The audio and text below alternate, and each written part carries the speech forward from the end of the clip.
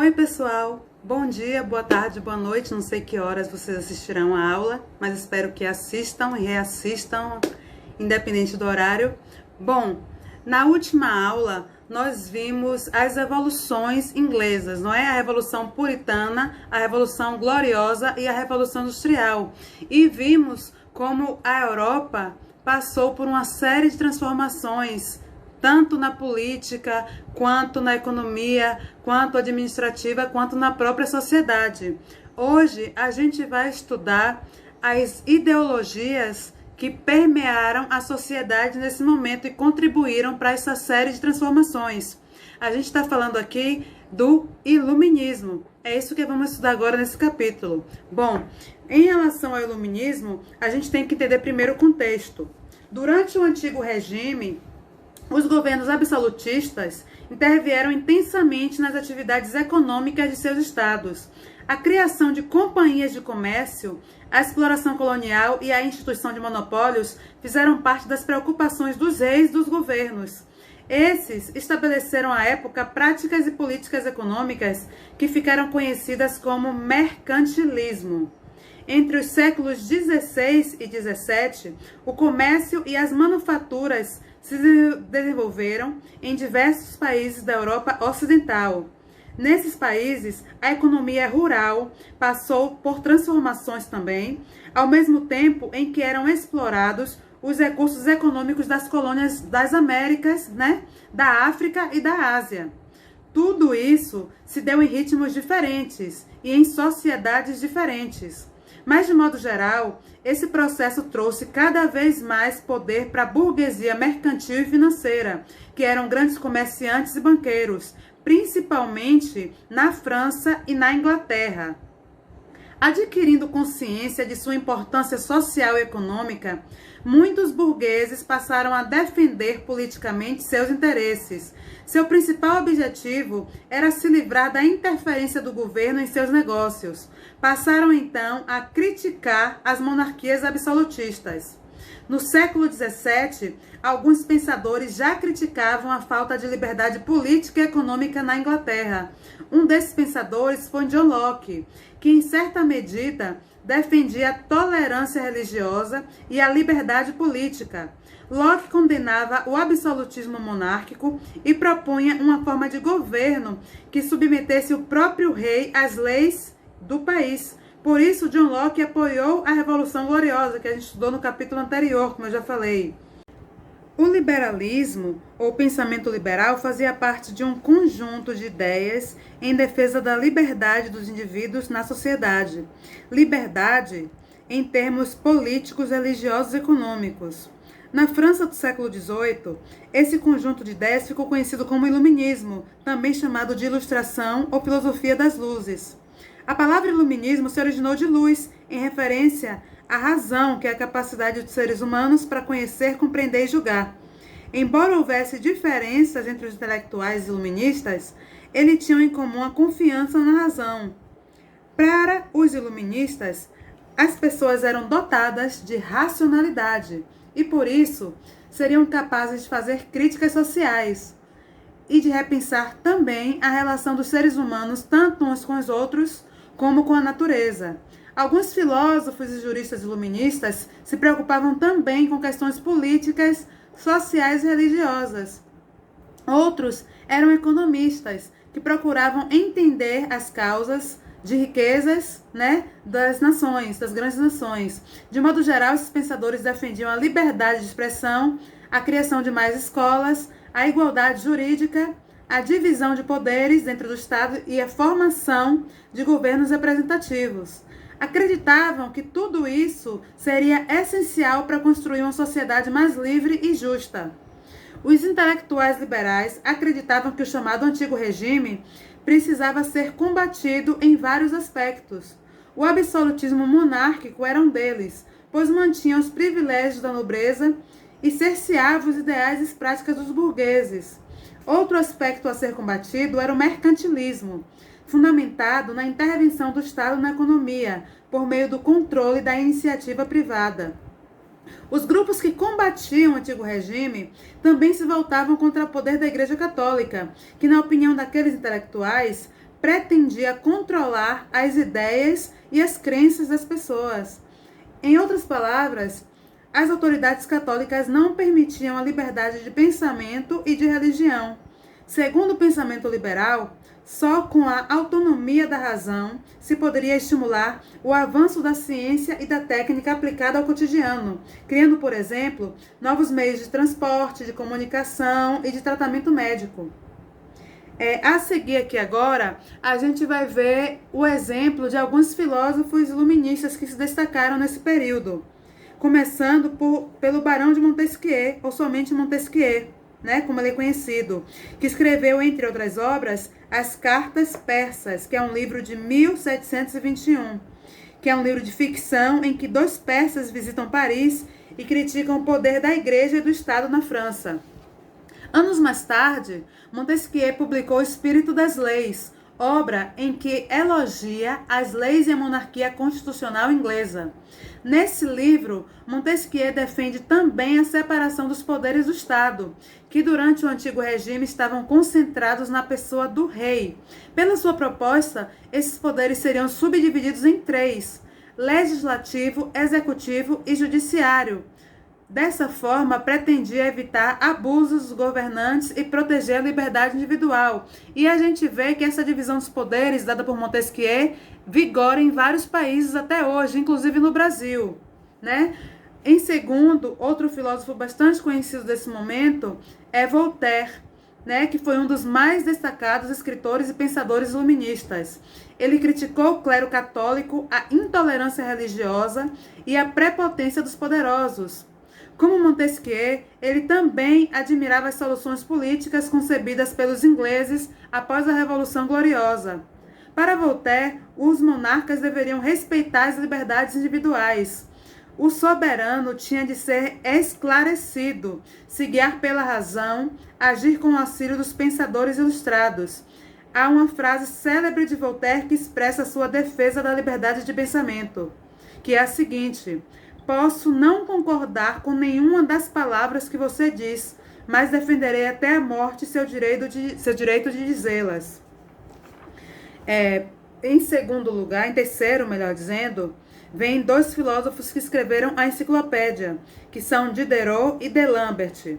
Denis Diderot e Jean-Léon D'Alembert foram os principais organizadores da enciclopédia, com 35 volumes, que foi a primeira enciclopédia, né, elaborada com o objetivo de resumir os principais conhecimentos da época nas artes, na ciência e também na filosofia. Muitos autores colaboraram na enciclopédia, né? Dentre eles Montesquieu e o próprio Voltaire. A Igreja e o Estado não puderam ser criticados diretamente pelos enciclopedistas, devido à censura que havia naquela época.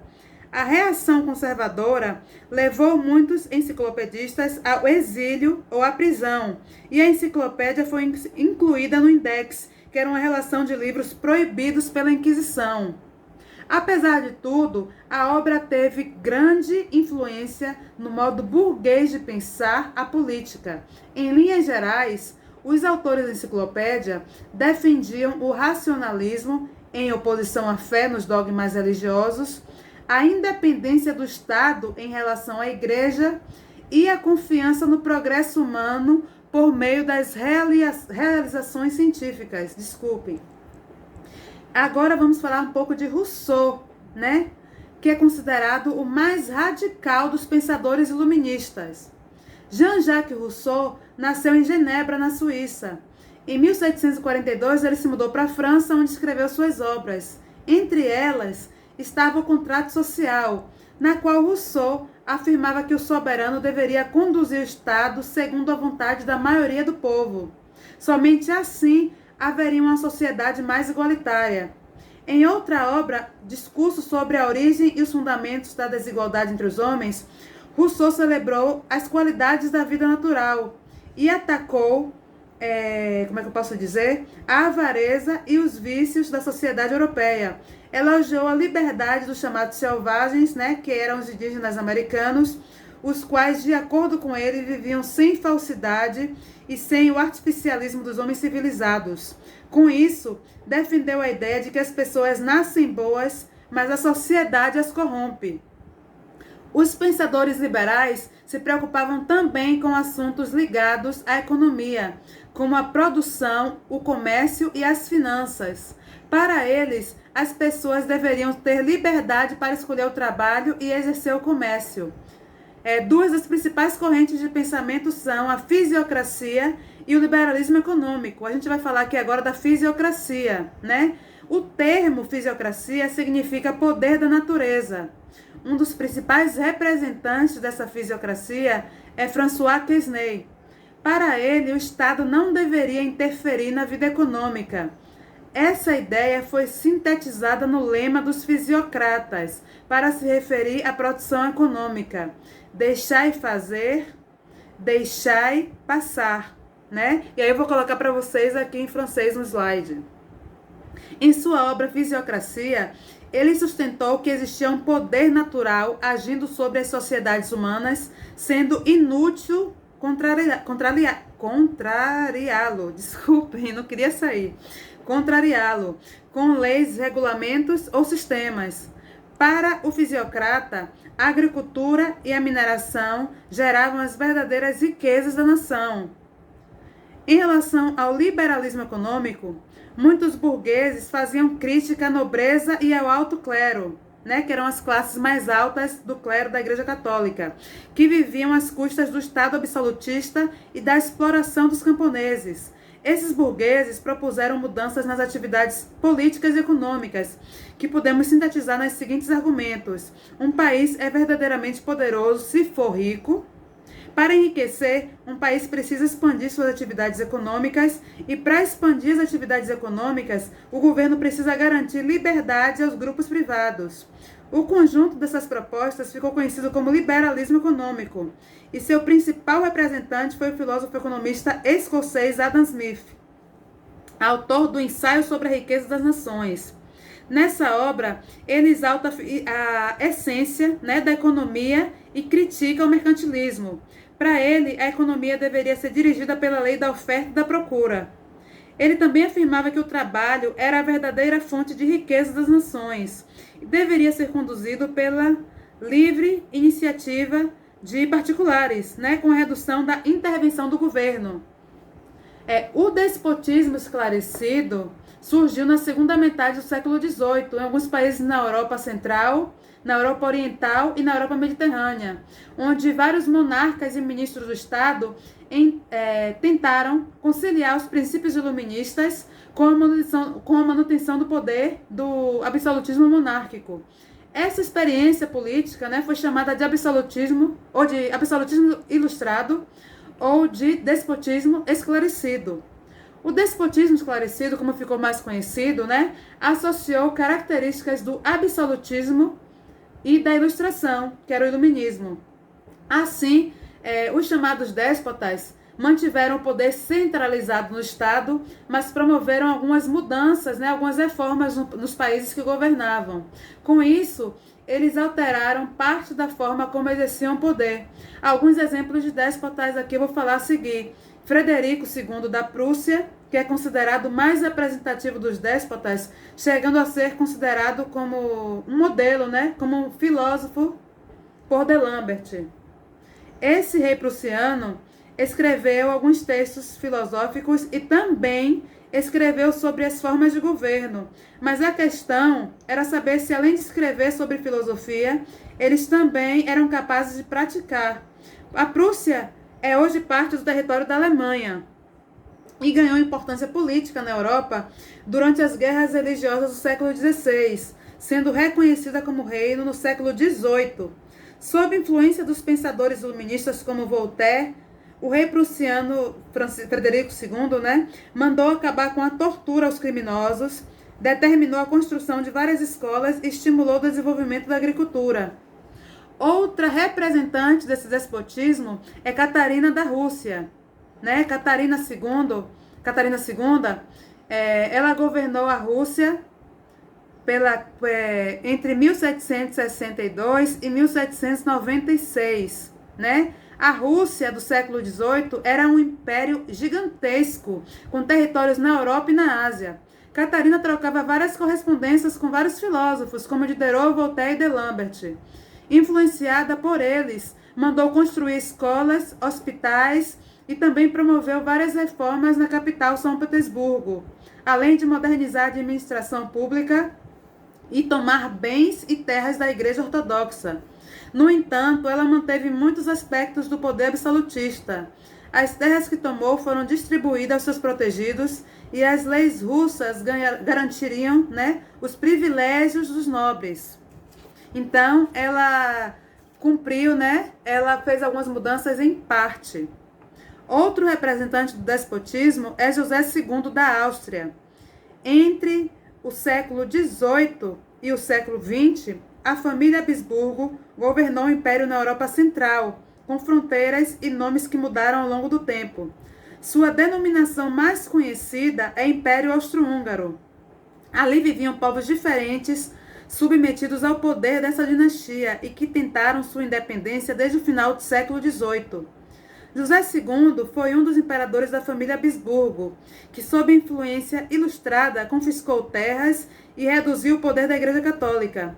Promoveu ainda a libertação dos servos e introduziu o serviço militar obrigatório em seu império. Por último, vou dar um exemplo aqui, que nos influenciou diretamente aqui no Brasil, que é José I de Portugal. Em Portugal, também governou um déspota, que era esse José, conhecido como José o Reformador. Ele reinou a partir de 1750, ou seja, Brasil já era colônia de Portugal.